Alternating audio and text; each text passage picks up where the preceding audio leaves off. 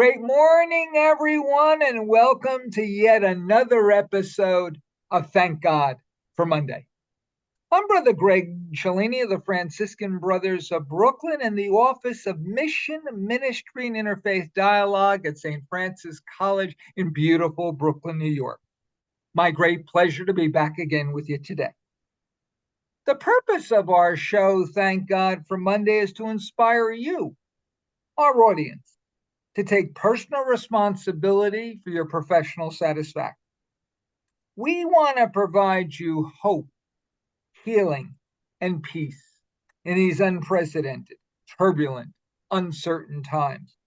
Motivate you to search deep inside yourself in the quest for fulfillment. Listeners, it's really up to you as how to utilize the information we provide today. Take full accountability for the decisions you make and a resulting outcome. And one of the goals of our show, Thank God for Monday, is to introduce role models of people who take very bold steps in their work lives. This is a very special month, April, which has been designated as National Autism Acceptance Month. As such, we have with us a most special guest. His name is Matthew Kenslow. Matthew has grown up with autism spectrum disorder. As a result, his life has been filled with adventure and struggle. Overcoming the effects of autism, he is telling the world what it is like living with a disability, how people can be friends with others like him, and how everyone has a purpose despite having a disability. Matthew has appeared on television, radio, and podcasts literally around the world, around the globe. He's also a writer, having authored the unique and timely book entitled Unstoppable: How One Person with Autism is Never Giving Up on His Lifelong Dream to Become a Teacher and Worldwide Influencer. Great morning and welcome to Thank God for Monday, Matthew. Good morning. I'm glad to be here. The honor is certainly all ours. Kindly tell the listeners and me from what city and state you're speaking from today, please. I'm speaking from Costa Mesa in Orange County, California. Matthew, you've just made this host and the listeners very, very jealous. One of the most beautiful places in the world. Matthew, sadly, we've only got 30 minutes. We could spend hours talking about your incredible life, this amazing book you've written. We're going to jump right into the deep end of the pool. Now, as we said before, this is a very special month, National Autism Acceptance Month. But the word autism can mean really different things to different people. How do you define autism, please? I define it, well, first, it's a developmental disability, but I prefer to call it a different ability to live life. I believe it's given me a different lens with which to view the world. Wow. Okay. So you've been able to see the world differently because of this, because Right. of your autism. Wow. Okay. That's very, very helpful to know. Now, as we said before, your life has been filled with adventure, but also struggle, challenges. Tell us about some of the challenges you faced as a person with autism. Well, one thing is concentration. So it's hard to shut my mind off when it's supposed to. So when I'm trying to do homework, take quizzes or tests, trying to go to sleep at night, it kind of took me longer than my peers in school because I'm thinking about a lot of things. And sometimes I want to get all my questions correct, everything understood. I also, when I speak, try to enunciate every syllable that I'm saying. And that's because when I was 3 years old, I was diagnosed with a speech delay. So I had to take speech therapy from preschool to 12th grade, which helped. Another huge struggle is the social aspect of autism. I can't speak for everyone, but most of us, myself included, are typically on the shyer side. And so I've made hundreds of friends by high school graduation, but I was always shy to go up to them and ask them if I could spend time with them. And at the same time, other people teased me for having autism. Oh, wow. I'm sorry to hear that. Let's go back to the shyness, if I may. When you say shy, do you mean more of an introvert that you prefer to spend time by yourself, or shy in that, as you say, somebody else needs to kind of make the first gesture in an encounter? Yes, I described it like a block of nervousness magnetically repelling me from me and my friends. I believe I've always longed and desired to spend time with my friends, but I always found myself backed up against the wall and I waited for my friends to come to me. And sometimes when they did, it was like hello and goodbye, and then see you later and such. But it was hard to find myself spending time with friends outside of school. It has happened. And by the time I was in middle, no, high school, I started to talk to my friends more. Good. Oh, that's wonderful. Now, let's go back just a moment. You said at 3 years old, you were diagnosed with something. Can you share a little bit more about that, please? Yes, it was a speech delay. The administrator of my mother's work told her that I got to be checked out because I wasn't speaking properly, and I was about 2 or 3 at the time. And so my mom uh, got me to the special doctor, and he examined me and just diagnosed me with a speech delay. Consequently, I was enrolled in the preschool intervention program or the PIP program, and that was preschool, took speech therapy and such. And then a couple of years after that is when I was formally diagnosed with autism. Oh, so you were about 5 or 6 then, Matthew? Do I understand correctly? Yeah, 6. Wow. Okay. So a number of years had gone by between the one diagnosis and the other. That's interesting. Now, I hate to harp on this, but did you say some of your fellow students in school teased you? I hate to ask this. Was it more of a playful tease or was it a harmful tease? What impact did this teasing have on you? It was more on the harmful side. I remember a couple of memories in kindergarten, and a couple of my classmates by the swing set one day started to yell at me, saying, "Go away, Matthew, you're not a friend." And in the same academic year, another classmate said almost the same thing, saying, "Go away, you're not playing with us." And I, as a 5-year-old, just couldn't really understand it. I just wanted to be there and such, but they just didn't seem to like me. And then when I got older, I was mainstreamed into another elementary school. Mainstream meaning I was placed in a more of a normal class setting than a special day class. I continued to make friends, but there are still people that seem to single me out because I guess I seemed awkward to them. I was name called. The worst that happened to me in that school was having a handball checked at my face. Oh my goodness, Grum, I'm so sorry to hear this. You seem like such a wonderful, gentle person. Have you been able to forgive these people, or do you still have some memories of this? How do you feel today about this years later? Absolutely, I forgive them. I still remember them. It doesn't take away the memory, but of course I forgive them. Oh, that's such a beautiful Franciscan attitude. And I must say, if they could see you now, I'm sure they would say, wow, this Matthew's really, really just so wonderful, certainly. Now, if we perceive correctly, there have been a couple of hobbies you've had, if hobbies is the right word. One is juggling, and another is playing the piano. Tell us all about the juggling first, please, and about playing the piano, and how these may have helped you along your amazing journey, Matthew. I began piano playing in third grade with the after school program and then juggling in fifth grade, so right in the middle of elementary school. They were both my catharses. It was kind of like a way to escape in a way, and then I got to use them to get up in front of people and share with people what I could do. So by sixth grade, well, my fourth grade and fifth grade talent show was playing the keyboard, and my sixth grade talent show was juggling.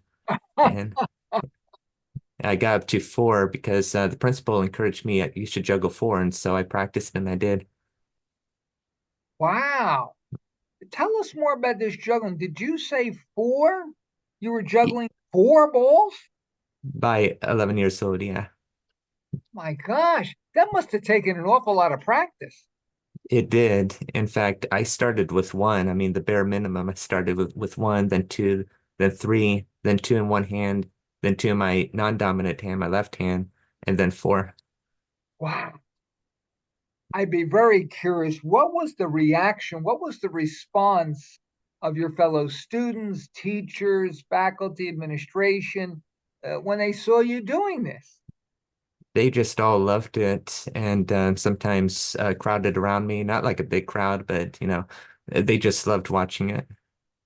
Wow. Now it's very fascinating because I have terrible hand-eye coordination. But am I right that the juggling takes a lot of hand-eye coordination? So, as you say, the practicing helped you, but I'm sure that your perseverance really was very, very helpful also in that. Precisely. Yes, and the hand-eye coordination, it's like I need both. Like I've tried, I can't shut my eyes and juggle at the same time. They immediately drop. But I mean, I could look away and it's in my periphery, but yeah, it takes that. Wow. Ah, totally amazing. Now let's talk about playing the piano, please, because I was blessed. My mother and father had me take piano lessons when I was very young, but I didn't really practice enough. Unfortunately, wasn't very, very good at it. Tell me a little bit more about the playing of piano. Were there certain songs or genre of music you liked? Talk to us about this, please.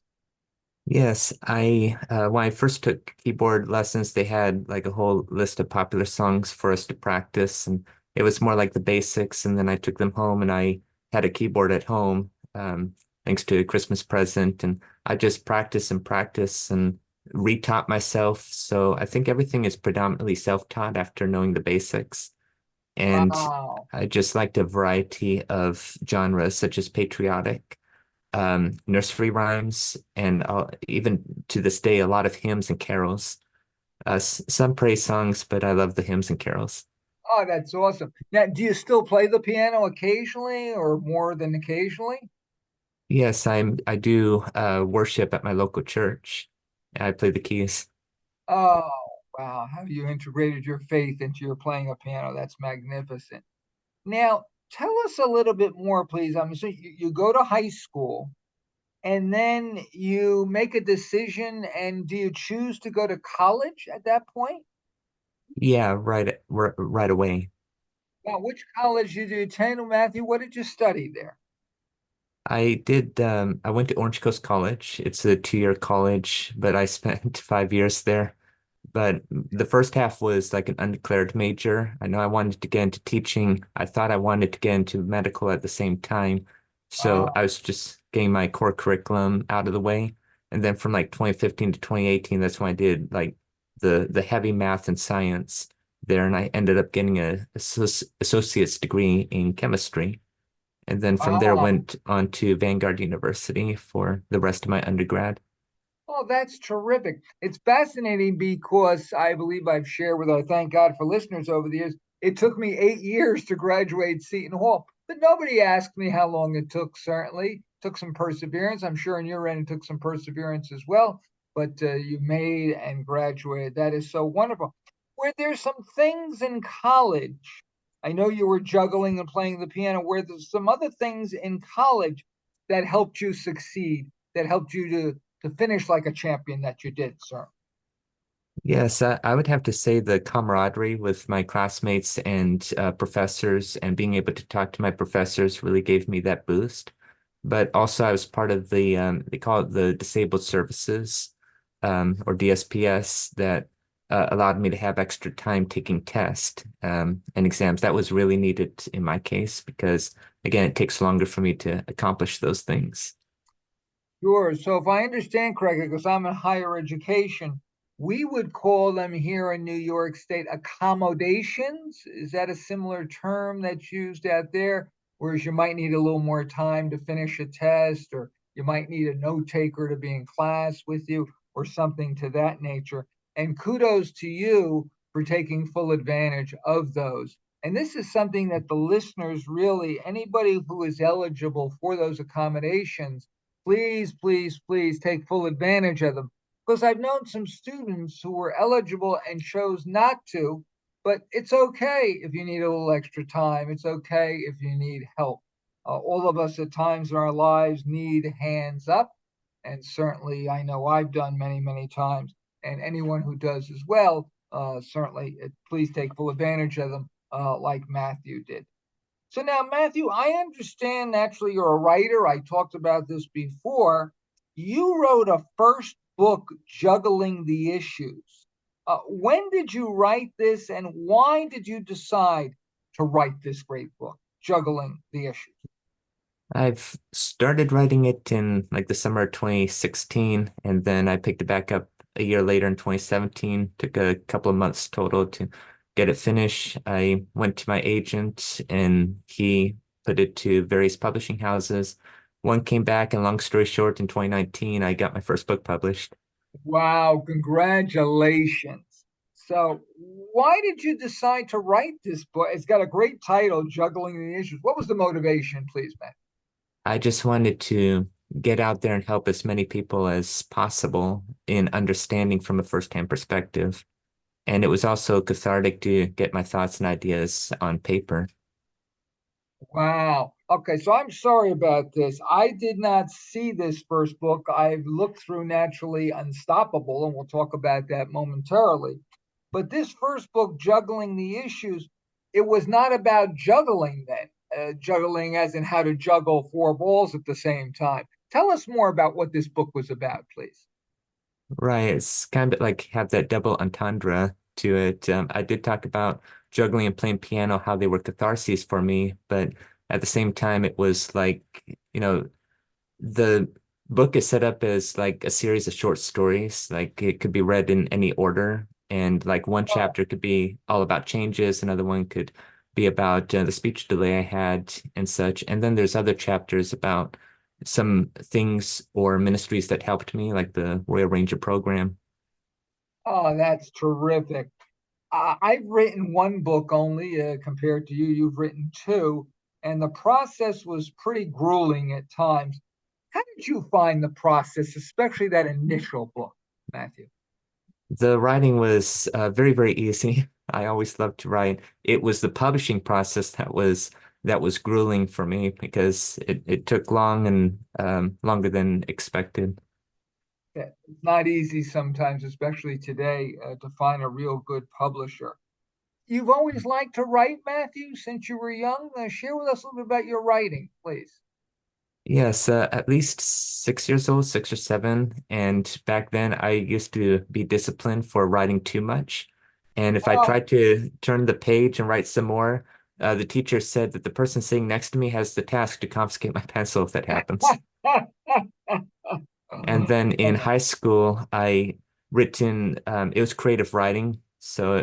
But he gave us a prompt in 10th grade English class, and I written 32 pages instead of like 3 to 5. oh my gosh. Do you remember what the prompt was that you wrote so much, Matthew?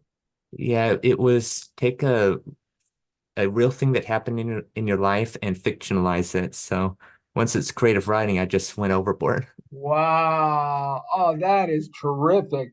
And you could sense then that you were a great writer, certainly, and that you would author not one, but two books, and who knows, maybe more to come in the future.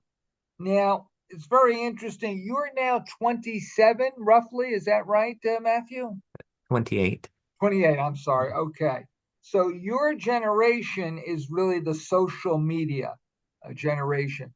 What made you decide to go on social media, and what type of reception have you received? Tell us all about this, please. I had Facebook since 2011, but I never went like on public social media till 2017. And it was the end of August 2017, and that was a time of my life where it was like very depressing, very um like an ominous future, if that makes sense. I just Uh, did a lot of praying and such. So I decided to just post a piano playing video. It was a hymn that I played called To God Be the Glory. And I just decided to post it. And then I started to post my plane spotting videos because that's another hobby. I like watching planes and such. some home videos and all that. And so I just decided to post and never give up. And then the next year I got Twitter, now called X, and Instagram. And I started to post consistently there. I must have thousands, if not tens of thousands of posts or tweets by now. Oh my Um, goodness. and the reception I received, specifically for like autism awareness and acceptance videos and posts that I put out there, people have told me like, stay brave. You're breaking down barriers. Please continue to share your story. You're helping me understand my son better. Like that came from a mother in Scotland and such. And that tells me I'm on the right track and I want to continue. You are literally, Matthew, transforming the world. Does this feel when you get a message from all the way across the world says, you're helping me to understand my son? What does that feel like? It just feels remarkable. It feels amazing. It's like this is why I believe in part that I'm called to do to pay it forward to encourage others, and that's always been my prayer. Oh, it's beautiful that you talk about prayer. Your faith is so strong. And I have a sense that you believe you've been placed here by God to do exactly what you're doing. And it's so wonderful you're following this path. Let's talk about this amazing book, Unstoppable, your second book. Why did you decide to write this second book, Unstoppable? At the end of my student teaching in late 2022, I was reflecting on this entire journey, the credential program and the student teaching part of it. And what I've learned, I was reflecting on, how the reception I got from students, which were positive receptions, and staff, faculty. And I just thought that this story might be an encouragement to people, especially aspiring teachers, even those who may have a disability like autism, or aspiring anything doesn't have to be in the field of education. So that's why had written it. Thank God for Monday listeners. No, I'm a terrible reader, but you've written this book so wonderfully. And you're exactly right. This book is not just for educators. Anybody could read this book, literally anyone, and be inspired, certainly. And we're going to talk about teaching in just a few moments. But one more important question, because I've got to feel there are some myths about autism that need to be dispelled, that need to be debunked. Are there a couple of common myths you like to share about autism that we really need to dispel, the listeners and I, especially during this great month of April, National Autism Acceptance Month? Yes, here are a few. Like some people say we can't feel emotions, but I would say that we could sympathize, which means that we feel sad for somebody, and we could empathize, which means that we could feel what they're going through. I, for one, could testify to that, but it's hard for me to express on the outside. It's hard for me to put the right words when I sympathizing with somebody. Some people say that we may be antisocial or hate socializing, but there's a difference from being shy versus being antisocial. And as I've said before, I've longed to and desired to help or to be with friends. And some people say that only boys have autism, but there's Dr. Temple Grandin. There's friends I've have who are female that also have autism as well. There's a couple more, but one last one, like they say that we don't have a sense of humor, but I got the most sense of humor in class certificate in fifth grade. Oh, wow. Boy, you debunked that myth, that's for sure. And it's amazing because I've laughed a few times at some of the things you've said. So you've got a wonderful, wonderful sense of humor, that's for sure, Matthew. Let's now talk. We're going to shift gears and talk about teaching. You mentioned before about student teaching. Tell us more about this whole involvement in teaching. Did it start first with your coursework at college and then you started student teaching? The passion actually started in around first or second grade, What? too. Yeah, that also writing and teaching. I would go home from school and I would pretend to be the teacher to my stuffed animals, take attendance and teach Oh, lessons. And then in 11th grade, yeah, that's when it solidified that this is my passion. And so in the middle of my undergrad, or toward the end, I went up to my counselors and said, I want to be a teacher.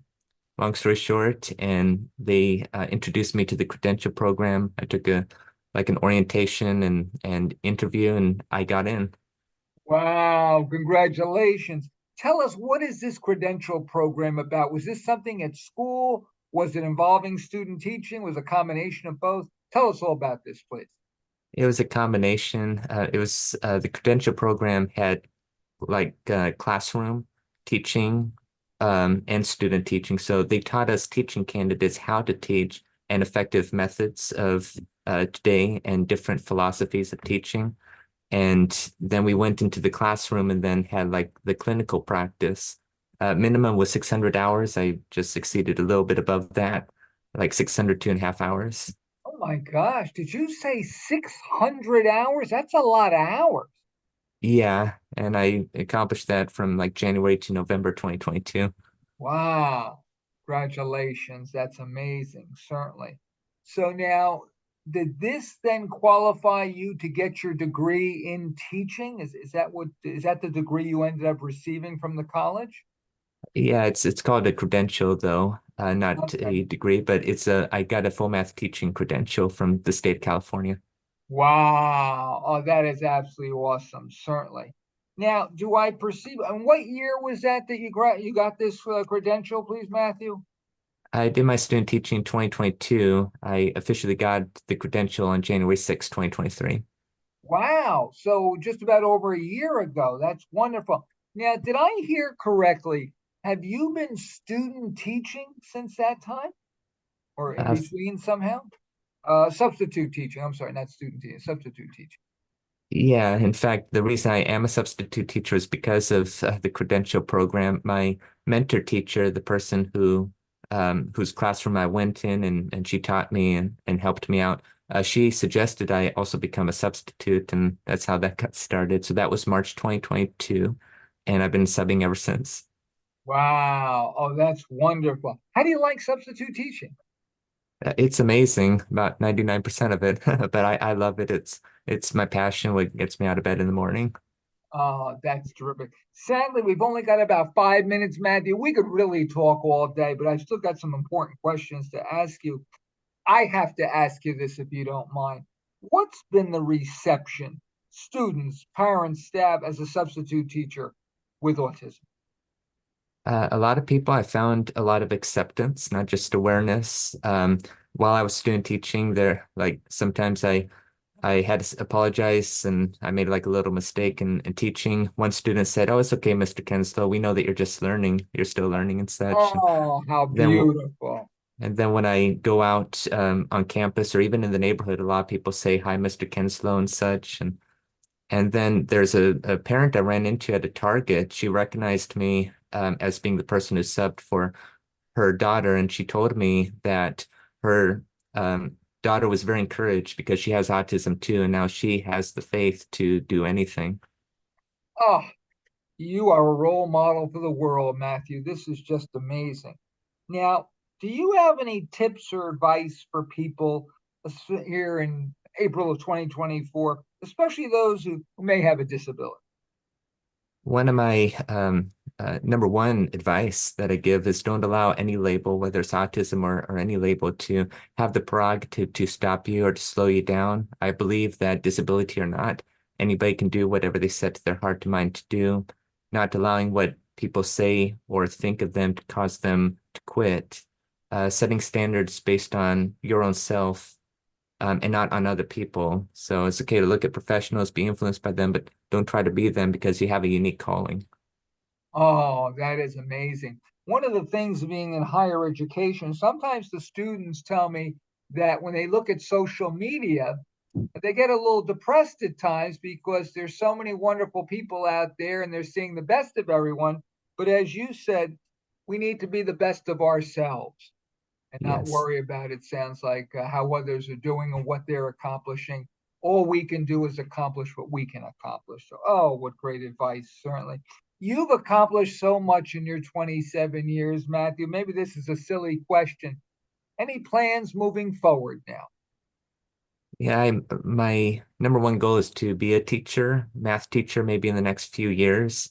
In the Wow. meantime, Yeah, in the meantime, I want to continue to do offer my volunteer assemblies across Orange County. In fact, I have one later today, and I was speaking to 1,200 students in Capistrano yesterday, broken into three assemblies.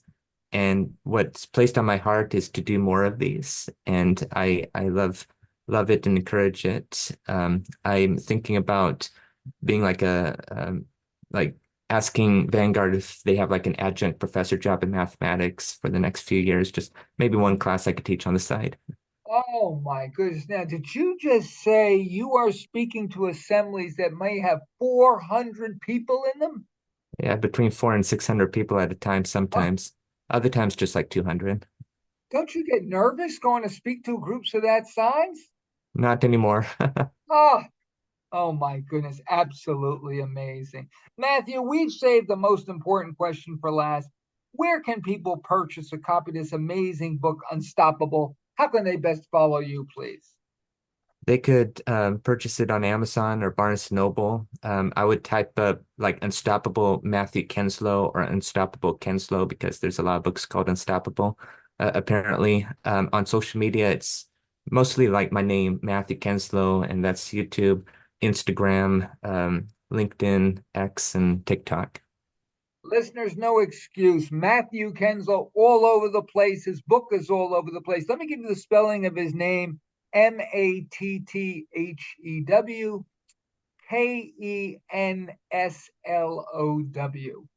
Please, please do yourself a big favor. Pick up this great book, not only one for yourself. This is a very special month, National Autism Acceptance Month.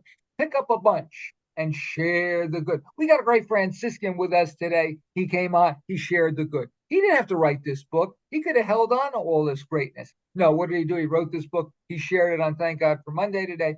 Now it's your turn. Buy a copy for yourself, buy copies for others, give it as gifts for National Autism Acceptance Month. Matthew Kenslow, we can't thank you enough for gracing our airwaves today. Yes, we've been enlightened, much more. You've inspired me. I think I can run through this brick wall that's behind me, certainly. I'm sure our listeners can as well. Continued success, happiness, joy, and amazing contribution literally around the world with your perseverance, your humility, your amazing story. But thank you. It's my pleasure. Listeners, guess what? Once again, we're out of time. Greg saying our hope and prayer is that when you wake up on Monday morning, just like Matthew does, you'll say, thank God for Monday. Until next week's episode, have a great week, everyone, and happy National Autism Acceptance Month. Bye bye.